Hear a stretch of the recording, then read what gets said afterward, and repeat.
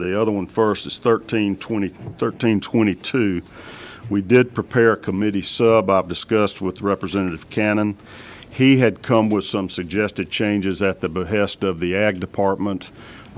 Yesterday, I have implemented their requested changes in the bill. There was also a proposed amendment from Senator Kirkpatrick that expanded the THC isomers that this would apply to beyond Delta 9 to include Delta 8, Delta 10, and Delta 11. All of those are THC containing compounds or isomers. I don't know the science as well as Dr. Raduca and some of the others in the room might, but it just broadens the limitations on the amount of THC to include those as well. It also, at a late ad from the Ag Department, included a limitation on the amount of THC per serving or per package. It's kind of a compromise. There'll be no more than 10 milligrams per serving or 100 milligrams per package of THC in these products. We left off the other day with testimony from the hemp industry, and if I could get you back, JD, to take the podium. I'm sorry, y'all look, you got a beard like his. I thought that was you.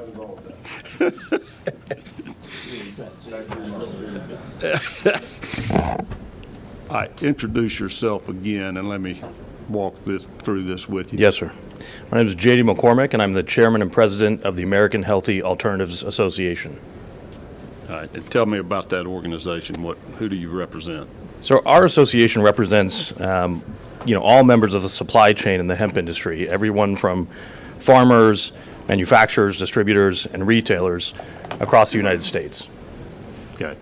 So yesterday, the Ag Department basically stayed neutral on whether or not we should include Delta 8, Delta 10, and Delta 11 along with Delta 9 as the THC compounds. What is the appropriate term for those? Is it isomer? I don't know the medicine.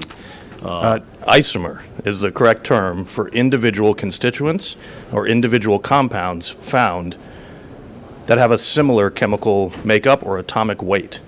So Delta 8 THC, Delta 9 THC, Delta 10 THC are all isomers or variations of THC. All right.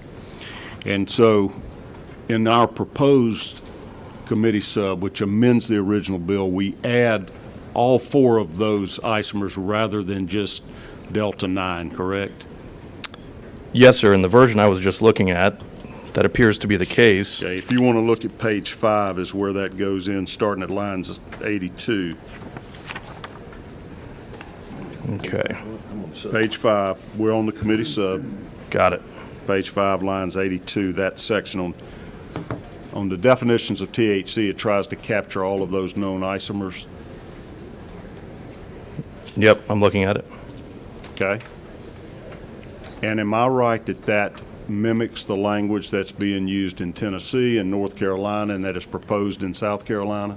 It's similar in concept, but it appears to put them up underneath the definition of THC rather than a sub-definition for, say, consumable hemp products. Right. That's why we just have it in a different section, but the same treatment of those to measure the content that's in any of these consumable products. Similar in concept, but this seems to apply the 0.3% dry weight basis measurement to all of these independent isomers. Okay, thank you. And when you guys met in Tennessee creating that bill, did you have the DEA, the FBI, the hemp industry, the Ag Department, everybody kind of Yes, sir. put your brains together on it? In lengthy negotiations and discussions with the Tennessee Bureau of Investigation, the Sheriff's Association, leadership, bill sponsors, and industry members, we were able to, what we believe is strike a balance between industry viability and consumer protections. The idea is to limit, bad actors in the industry, cartoons, things that may be appealing to children, limiting some of the milligram contents per serving, while still preserving products for people that really do need them. This bill also followed the Tennessee model in limiting the milligrams per serving. Do you think 10 milligrams per serving is a reasonable limitation? It's in its current draft form, I don't love the way the language interplays. I think the definitions are a little bit complicated, but yeah, so a milligram per serving limit of 10 milligrams to 25 milligrams, I think is striking a pretty good balance. Okay, and we're looking at page 9 for committee members, lines 175 to 182. So do you think 100 milligrams per container or 10 milligram servings is a reasonable limitation for your industry? I think our membership, especially our manufacturers, may have a little bit of heartburn with 100 milligrams per package, as that's only going to create more packaging. So if a consumer wanted to buy 500, 1,000, 1,500 milligrams for, say, a month's supply, they're just going to have to buy several individual packages. Okay. So it's kind of like the Costco argument. If you want to buy a bag of cheese puffs, that's great, but if you go to Costco, you can get a great big bag of cheese puffs. So the Georgia Department of Agriculture's weighed in on this, and they had suggested 150 milligrams maximum per package. Does that change your calculus or not? Yeah, I'm not wedded to this amount, but everybody's made concerns about children getting these or whatever, and so, it's additive. The more gummies you eat, you get the same thing. You might as well have, 10 milligrams of THC in it if you're going to eat 10 of these things, right? Sure. So I understand in concept, and definitely, again, I think the industry has a perception issue, but I think the reality is somewhere between, if we were going to look at a package limit, 1,000 milligrams or more even, I think a package limit doesn't really get to the root of the problem. I think the root of the problem here is testing standards, is marketing standards, is several of the other things that are considered in here.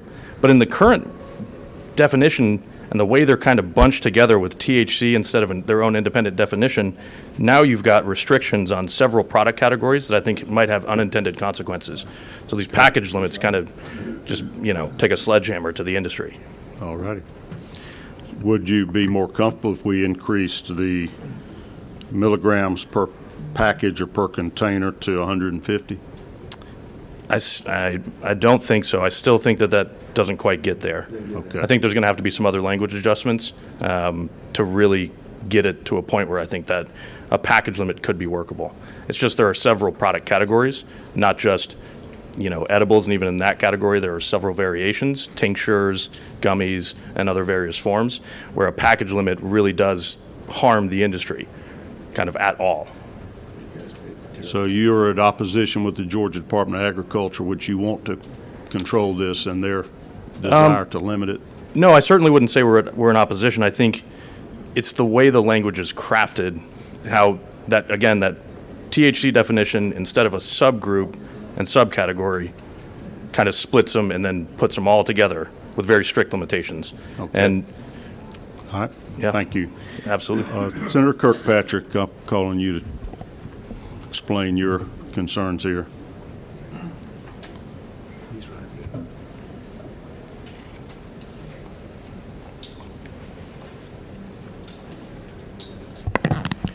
Thank you, Mr. Chair. I didn't wear my lab coat or my stethoscope today. Do you have a copy of the committee sub? I do. All right, so I want you to talk to us, since it's your sort of workmanship here on page 5, the definition of THC, starting at lines 82. This incorporates the language you have requested. Would you explain to the committee why you want that language and how that helps? Yes, sir. Well, as a physician, I've always been public safety advocate, patient safety advocate, and we all know now that a loophole in the federal farm bill allows psychotropic cannabis products to be sold across the U.S. by legalizing hemp. With low concentrations of delta-9 THC and high concentrations of CBD. It also contains a number of other cannabinoids which were recently felt to be present in amounts small enough to not produce psychotropic effects.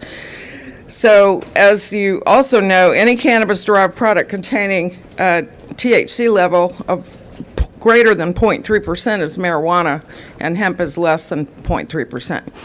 So manufacturers can synthesize and sell hemp-derived cannabis products with psychotropic doses of cannabinoids, such as delta-8, delta-10, etc., by adding solvents and acids to CBD.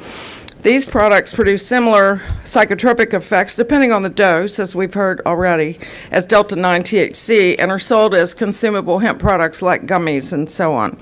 And this is not the same as medical marijuana or recreational marijuana. That's a whole different subject. There's currently no regulation of these products, although there are several bills pending, as you know. None of the current bills incorporate anything other than Delta-9 until this substitute, which tracks the amendment that I presented whenever it was, a couple days ago. The FDA sent a number of warning letters to companies that produce these products due to adverse effects for people, especially children and animals. These effects include respiratory depression, seizures, and even death.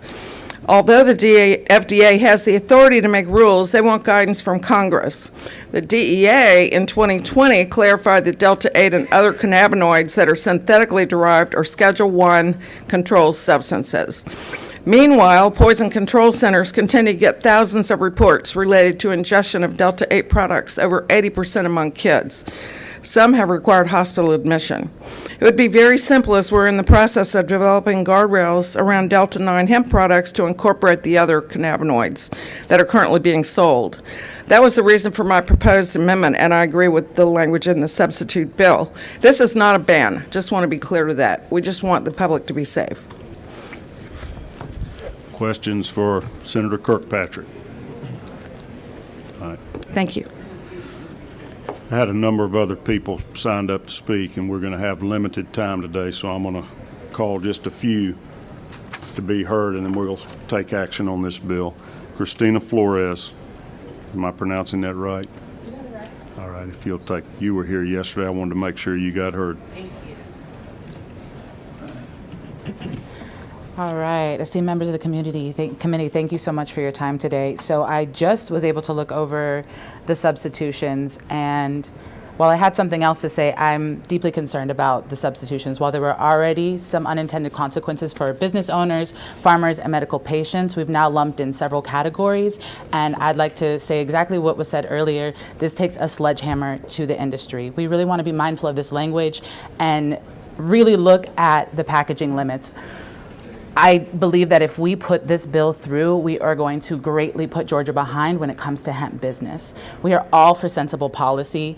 I am a mother myself. I don't want my child eating gummies, but that's also something that I take care of at home. We need to make sure that education is happening in the home, the same way we require education for alcohol consumption in our home. It's on the parents to ensure that we are taking care of our children and keeping them safe.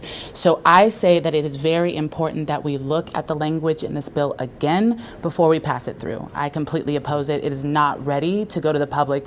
There are too many unintended consequences.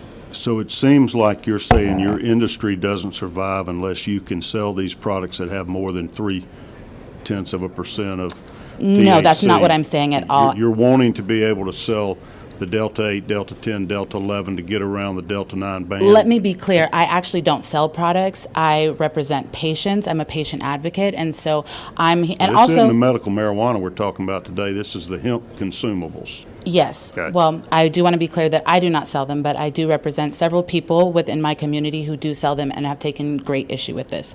We want to make sure that we are selling safe products on the market, but not restricting so heavily what is happening here.